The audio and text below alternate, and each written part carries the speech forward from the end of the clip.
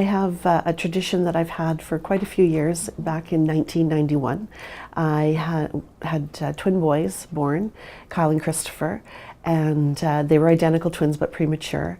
And unfortunately, Christopher passed after only a couple of days, but Kyle is thriving and a happy big 20, almost to be 26-year-old.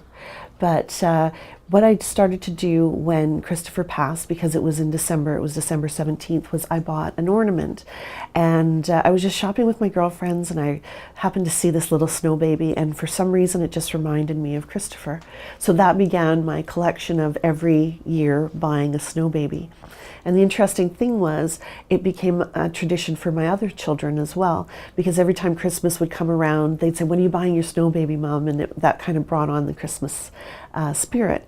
And then what happened was my oldest daughter, Carolee, actually got sick when she was 19, and she came down with an olfactory neuroblastoma. And she was 5 years in treatment before she passed away at age 23. And she was actually in the palliative program.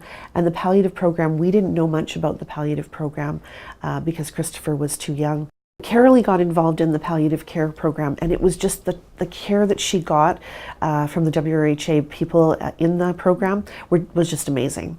So they had a doctor come to our home, they would have nurses come and visit us. We didn't have to pick her up and take her into the hospital or into emergency anymore. It was just wonderful care. But the nice thing is they also supported the family. So they gave us as a family whatever supports we needed.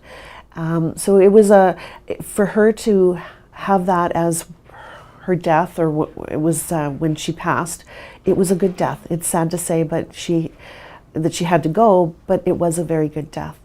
And that was because of the WRHA palliative care program. So what happened after that was I started buying a new ornament for Carolee. I never ever wanted my tree to be filled with ornaments that were to do with my children who had passed.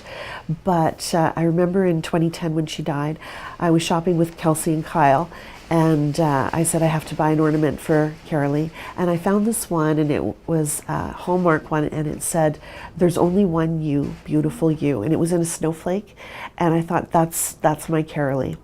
So ever since then I've been buying Christmas ornaments on her behalf. So my tree is very beautiful. But I got involved with the memory tree because I just loved the story of the memory tree and being able to go there and tangibly put something on the tree. And I've lost other people in my life. My dad passed away a couple of years ago.